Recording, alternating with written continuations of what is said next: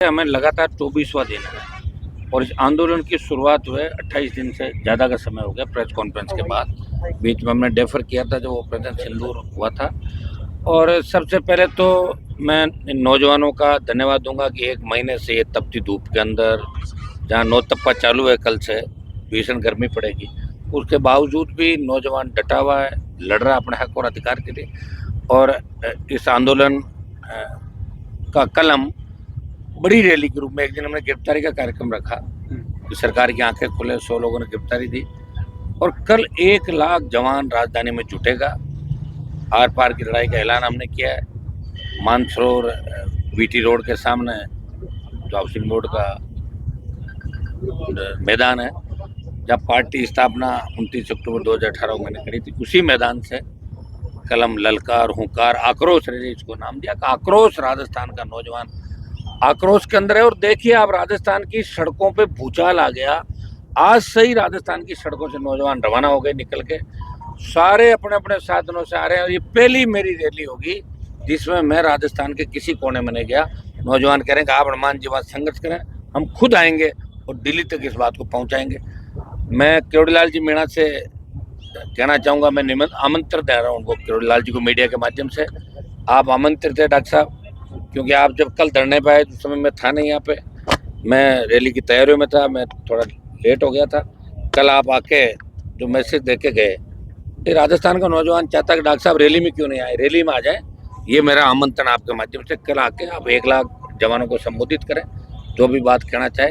तो हम, क्योंकि आपने ऐसा ही भर्ती की शुरुआत करी थी संघर्ष की, और बीच में चूंकि आप बीजेपी के अंदर थे, मंत्री बन गए, आपका मन अभी भी कहीं न कहीं इन बेरोजगारों के, नौजवानों के, शहीद स्मारक आपके मन के अंदर कहीं न कहीं घूम रहा है। तो मैं आपको आमंत्रित करता हूँ कि कल आप एक बार वहाँ हमारे आमंत्रण पे कल पधारें वहाँ पे। कल तो आप अपने आप ही मन से आ गए थे और मैं यहाँ था भी नहीं, बात नहीं हो पाई। तो मैं डॉक्टर साहब को आमंत्रित करता हूँ, तमाम उन नेताओं को मैं आमंत्रित करता हूँ जो बड़ी बड़ी बात कह रहे हैं, चाहे कांग्रेस पार्टी को, चाहे दूसरी पार्टियों को।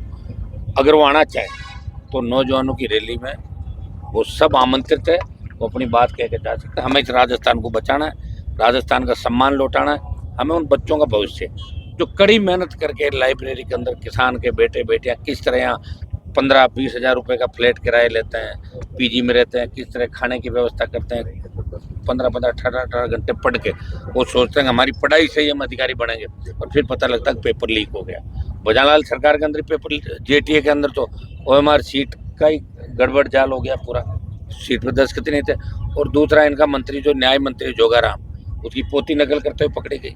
तो राजस्थान सोच रहा है कि क्या करें, किधर जाए, एक तरफ कुआ, एक तरफ खाड़ है। इधर बीजेपी कुआ और कांग्रेस खाड़, इधर सांपनाथ, दूसरा नागनाथ।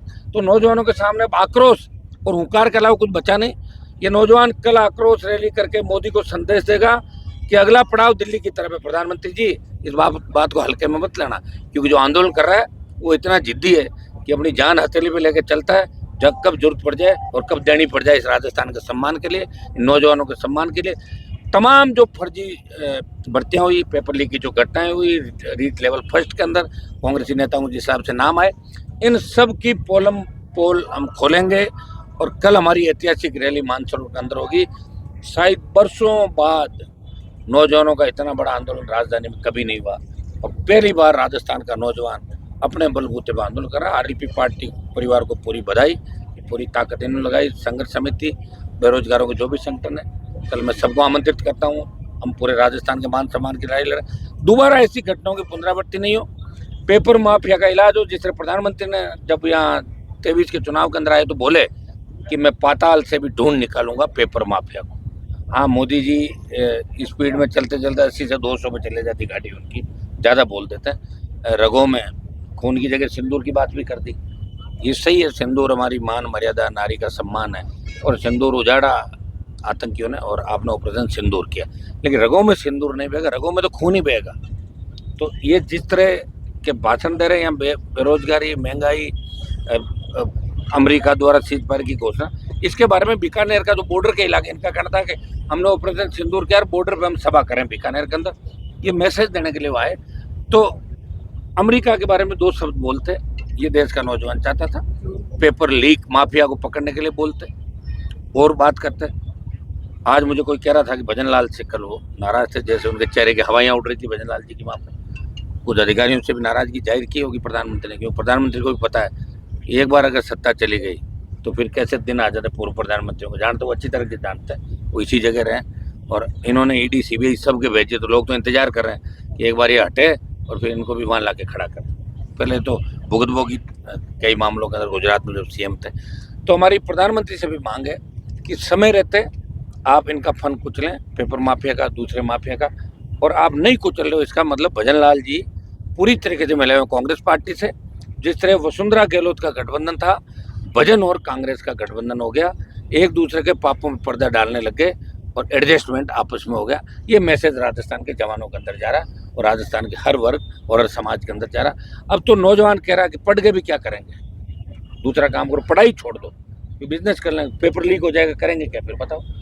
यहाँ जिस तरह राजस्थान में ऑनलाइन गेमिंग, नशा, पेपर लीक, फर्जी डिग्री, अपराध, महिलाओं पर अत्याचार बढ़े, शर्म आने लग गई कि राजस्थान का कहते हो, कहाँ के रहने वालों को राजस्थान के, अरे यार आप कोई डिग्री दिला दो ना, हमारे इधर तो बंद हो गई।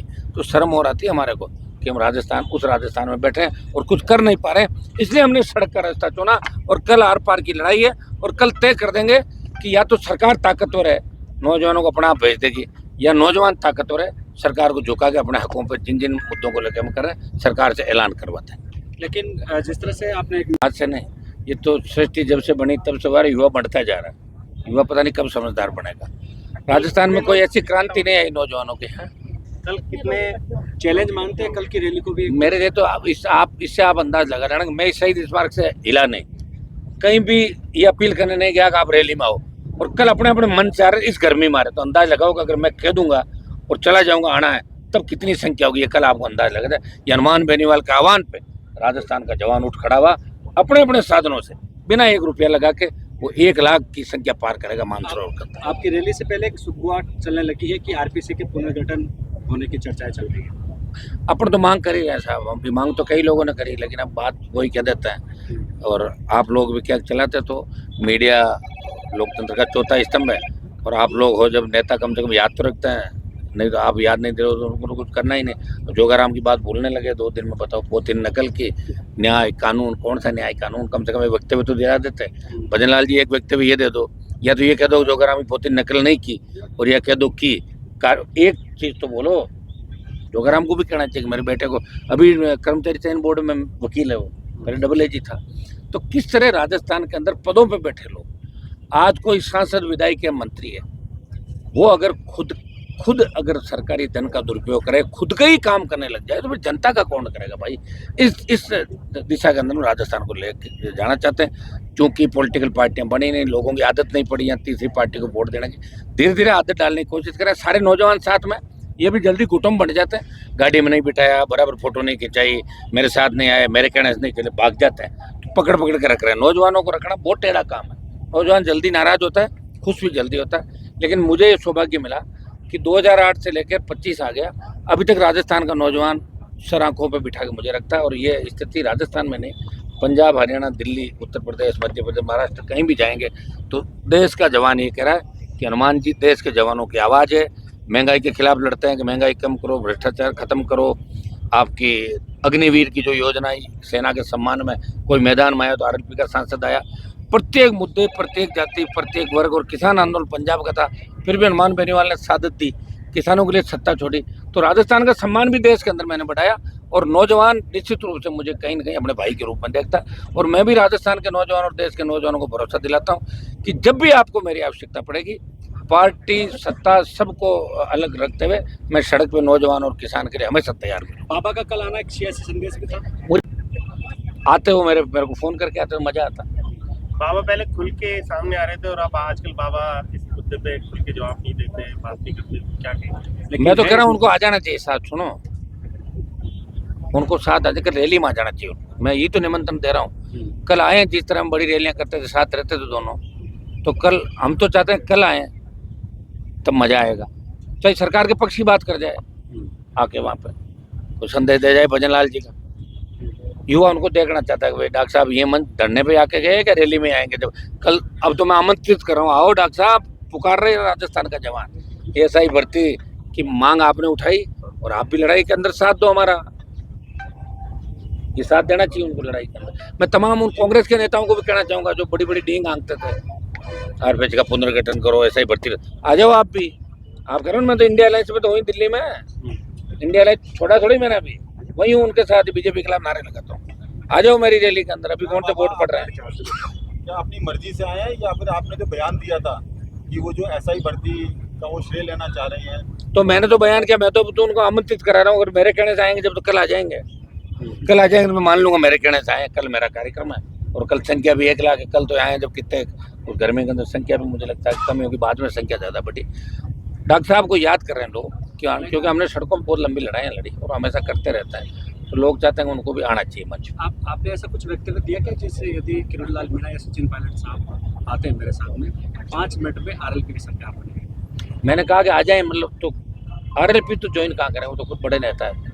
मैं कह रहा हूँ कि दोनों अलग अलग पार्टियां बना लें, हम अलायंस कर लेंगे तीनों, आरएलपी और अलग अलग इलाके हैं, और आ जाएगी 125 सीट। आई पड़ी है भाई, 3 आने के बाद चौथा बचता ही नहीं कुछ यहाँ पे, बाकी तो आ ही रहा ना सारा यूथ, तो सारे हर जाति का यूथ तो हमारे साथ ही है। चाहे हमें कोई गालियाँ दे रहा तो क्या हो, बच्चे तो हमारे साथ ही यहाँ पे, बच्चे तो चाहते हैं कि आरपीएच का पुनर्गठन हो, ऐसा ही भर्ती रद्द हो, दोबारा ऐसी घटनाएं नहीं हो, अपराध मुक्त भयमुक्त राजस्थान हो, ये तो नौजवान तो चाहता ही ये बात। ठीक है।